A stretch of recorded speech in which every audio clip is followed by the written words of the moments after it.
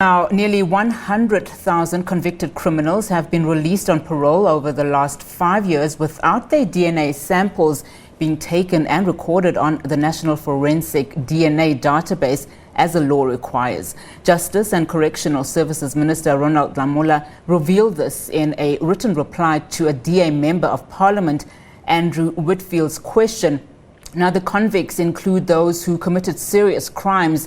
Now, let's discuss this further. We're joined via Zoom by Elanie van der Walt, Action Society's spokesperson. Elanie, thank you so much for your time this afternoon. Talk to me about what your understanding of what's really the cause behind this backlog, because in May of this year, we know that Minister of Police Bheki Cele announced that the national backlog of these forensic laboratories was at levels that are extremely high, over 208,000 cases or so.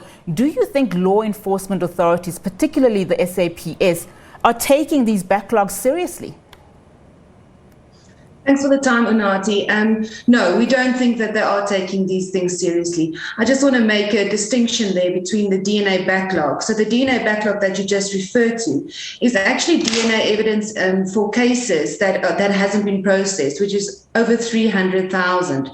These 100,000 offenders that have been let go on parole, Schedule 8 offenders, rapists, murderers, assault, sexual assault, human trafficking. These are convicted offenders, and this Section 36D of the Convicted Offenders or the Forensic Procedures Act says that a DNA sample needs to be taken from these convicted offenders in order to populate a national database for reference purposes, obviously for prosecution purposes and for solving cases.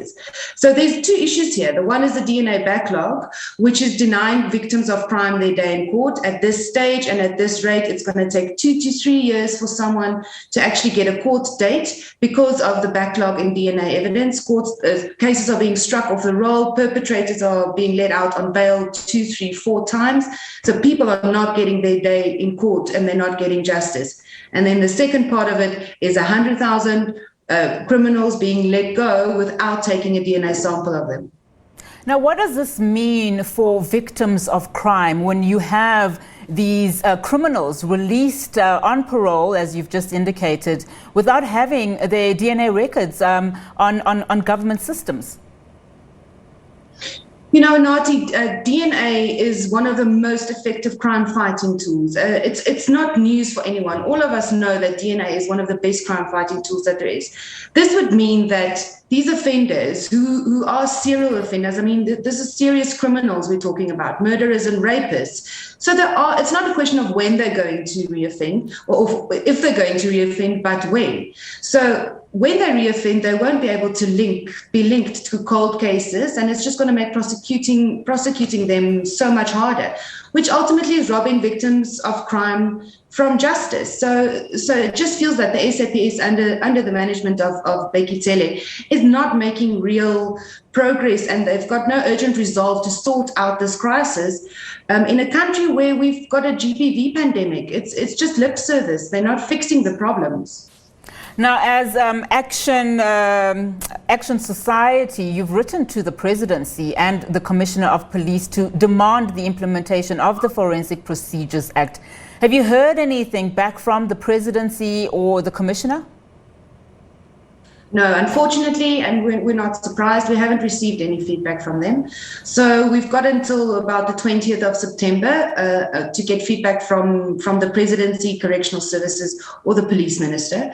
Failing that, we will proceed with an application at the High Court to enforce the President and the Minister to actually implement this law immediately, because currently it is in contravention of our constitutional rights as South African citizens.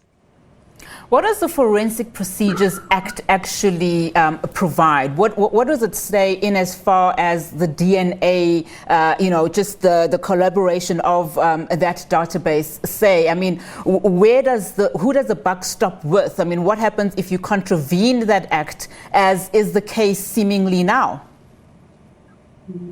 So yes, as the case is now, it is being contravened, but it hasn't been fully implemented. So it lies in front of the door of the SAPS because this specific section. Let me just give you some clarity.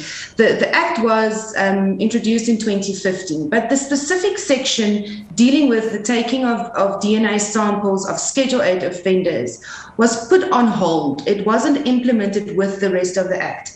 At that stage, in 2015, it was because of logistical issues. They didn't have the staff, they didn't have the consumables, they didn't have the equipment. So it was technically, it should have been placed on hold for a temporary time in order for them to get their house in order to actually take these DNA samples.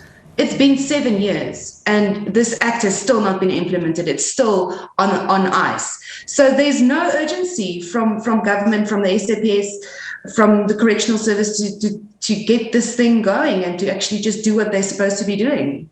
And we actually know that some money was prioritized for some of these laboratories, especially those that are found to be struggling. I mean, in the same breath, the minister in May had announced that 250 million rands was allocated, to some of these labs. So it's not a question of funding, but it's a question of political will.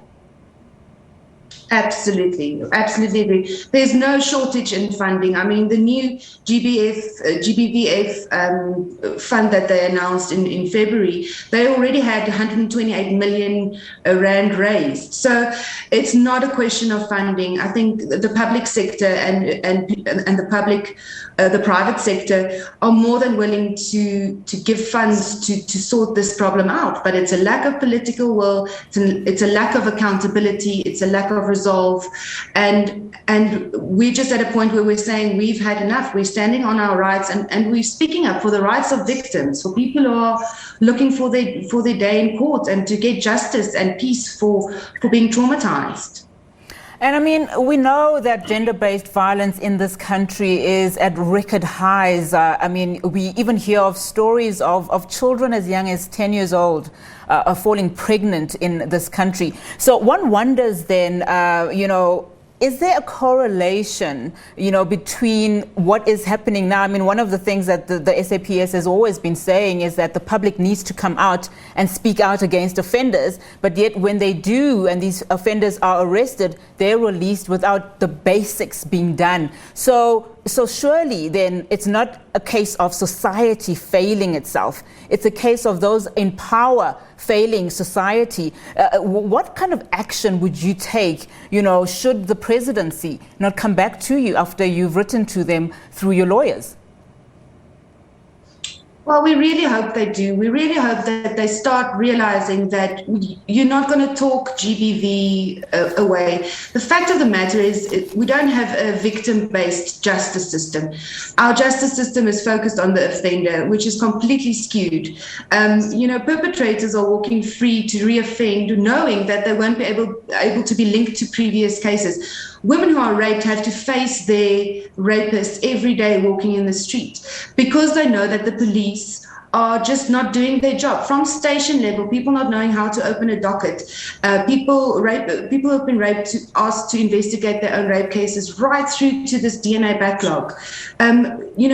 It's time for action, and we really hope that they do take heed to our request. But as I also said previously, they are in contravention of the Constitution currently. So we're going to go to the High Court, and if failing that, we're also going to do a Section 38 application at the Constitutional Court. We'll definitely be following up on that, Elanie, with you, if you don't mind, just to get some clarity on how far you have come. Thank you so much for joining us this afternoon. Thanks for having us. Thank you.